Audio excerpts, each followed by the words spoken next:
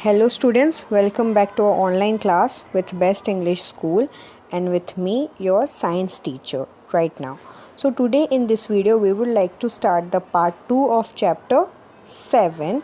So let's begin. We will talk about 7.4 root. Look at figure 7.13. Who do you think is watering their plant correctly? Paheli or Boju? Why? Which part of the plant is in the soil? Let us learn how more about this part from the following activities. चलो activities के through हम लोग बात करते हैं students. So you would require 2 pots, some soil, croupy for digging, blade or a pair of scissors and water. This activity is to be done in groups of 4 to 5 students. Select 2 plants of the same kind from an open ground and dig them out with roots. Take care that their roots do not break. Plant one of them in pot A. Cut off the roots from the other plant and plant it in pot B. Water them regularly. Observe the plants after a week. Are both plants healthy? Both the plants are watered regularly, but one is without roots. Isn't it? Does this activity help you understand an important function of the root? Let us do an activity to study another function of root. So students, हम लोग activity 6 में ये देखते हैं, एक ए है जिसमें plant with root है और एक दूसरे वाले में रूट्स है ही नहीं. तो क्या होगा कि जिसमें रूट्स है वो और ज़्यादा अच्छे से ग्रो होगा और जिसमें रूट्स नहीं है वो ग्रो बिल्कुल भी नहीं होगा स्टूडेंट्स, ऑब्वियसली, राइट. सो ये था activity 6. Now we will see activity 7. We would require seeds of gram and maize, cotton wool, katori and some water. Take 2 katoris, place some wet cotton in them. Put 3 or 4 seeds of gram in one and maize in the other. Keep the cotton wet by sprinkling water every day until the sprouts have grown into young plants. After a week, try to separate the young plants from the cotton. Was it easy to separate the cotton from the roots? Why? In activity 6, we could not pull out the plants from the soil, right? We dug them out. This is because roots help in holding the plant firmly to the soil. They anchor the plant to the soil. You have seen that there are different kinds of stems and leaves. Do the roots also show a variety? Let us find out. So students, ये जो आपको बोला गया activity 7 में, आपको 2 कटोरीज लेनी है, उसमें किसी में कॉटन, गीले कॉटन रखने और किसी में गीले कॉटन नहीं रखने. जैसे आप देख सकते हो अपने पिक्चर में, तो जो गीले कॉटन में से जो ग्रेम है वो किसी में एकदम के एकदम स्पेट आउट हो जाएंगे, स्प्राउट्स निकलने लग जाएंगे. तो वो क्या होगा कि आप उसको फिर अलग नहीं कर पाओगे and that would not be easily separated by the cotton. ठीक है. सो ये था activity 7. Now we will talk about activity 8. Study figure 7.6 A and B carefully. Now look at the roots of the gram plants you have pulled out from the cotton in the previous activity. Do they look like the roots shown in figure 7.16? How about the roots of maize plant? Write gram or maize in the blank spaces in the figure after matching the roots with the figures. In what way are the roots of gram and maize similar? In what way are they different? There seem to be 2 different types of roots, isn't it? Are there also other types of roots? Let us find out. So this were the activity 8.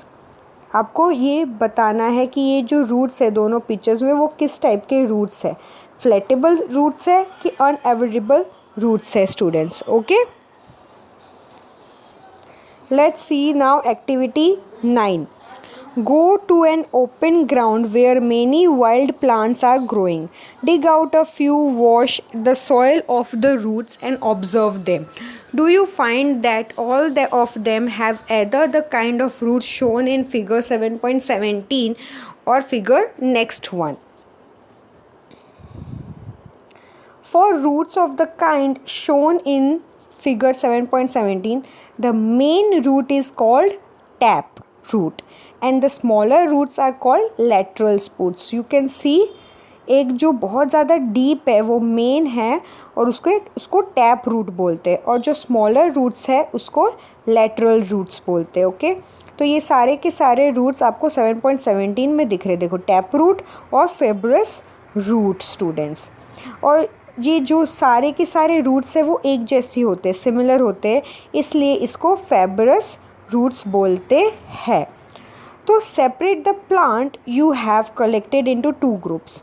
In group, put those that have tap roots and in group B those who have fibrous root. मतलब आपको अलग अलग fibrous और tap root को डिफाइड separate करना है. फिर उसमें जो वेरिएशन आते हैं या फिर उसमें जो चेंजेस आते हैं आप उसके बारे में बात करेंगे. We have learned that roots absorb water and minerals from the soil and the stem conducts these to leaves and other plants of the plant. The leaves prepare food. This food travels through the stem and is stored in different parts of plant. We eat some of these as roots like carrot, radish, sweet potato, turnip and tobacco. We also eat many other parts of a plant where food is stored. So students, हमें पता है कि root सबसे ज़्यादा पानी और mineral absorb करते हैं सॉइल से.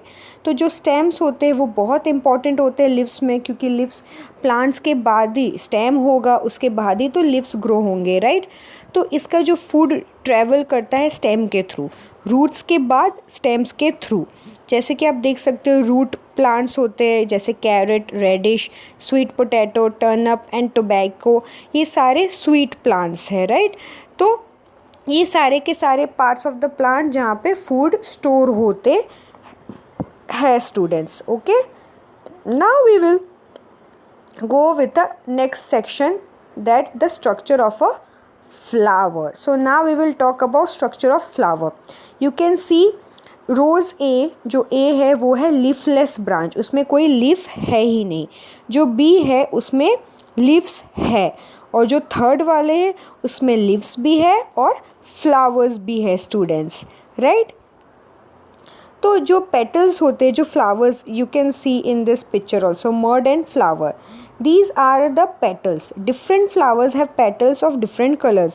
different flowers के different type के petals होते हैं. Where do you think the petals are in a closed bud? petals कहाँ पे होते हैं? You can see this one, the picture, petals यहाँ पे होते हैं और इस सबको sepals बोलते हैं. You can see in this picture sepals, SEPALS, sepals. तो आपको ये चीज़ें गिननी होगी. अब आपको गिनना है कि कितने सेपल्स है और पेटल्स है. So you can count it very easily and that all have been written in this one. Okay, to see the inner part of the flower clearly you have to cut it open. उसे आपको open करना होगा, but फिर आप petals को join नहीं कर सकते हो, right. So in datura and other bell shaped flowers the petals have to be cut lengthwise. Petals को लेंथ वाइज कट करना पड़ेगा and spread out so that the inner parts can be seen clearly. तो उनके जो inner parts है वो clearly दिखेंगे.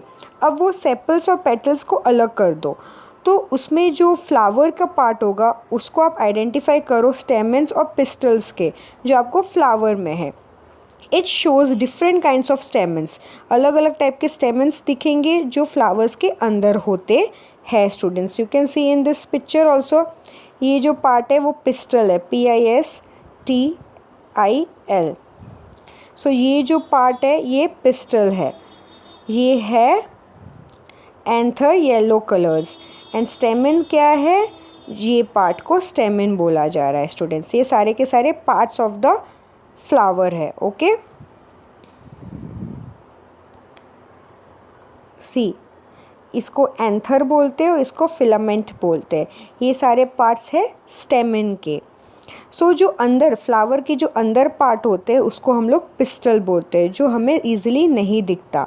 उसे हम लोग स्टेमन को रिमूव करेंगे तब जाके हमें पिस्टल्स दिखेंगे स्टूडेंट्स। तो आपको draw a neat and label diagram of the pistol of the flower. तो ये जो है ना, इसको आपको डायग्राम बनाना है students. Okay, parts of a pistol. Okay students,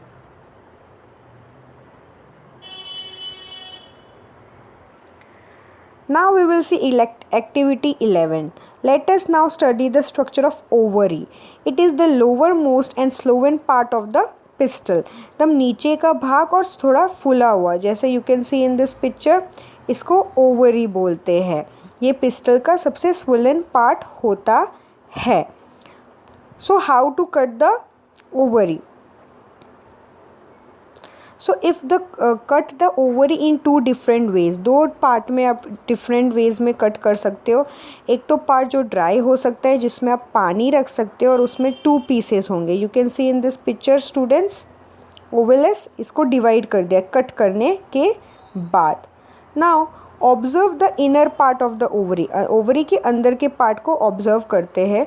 तो उसमें जो इनसाइड के जो छोटे छोटे बीन्स है स्ट्रक्चर्स, सी आप देख रहे हो ये छोटे छोटे चीज़ें, उसको हम लोग क्या बोलते हैं? ओवलस बोलते हैं, ओवलस स्टूडेंट्स। और इसमें हम लोग और नेम्स फाइंड आउट करेंगे। तो आपको एक फ्लावर्स लेना पड़ेगा और उसको पिकल करना पड़ेगा, निकालना पड़ेगा।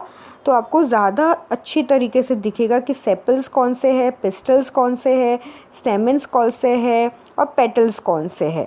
ओके स्टूडेंट्स, सो ये चीज़ हमारे इस चैप्टर में बताई गई है। एंड आपको और ज़्यादा जानकारी लेनी है तो you can take this all the activities which have been given in the textbook. You can do it by your own self at your home.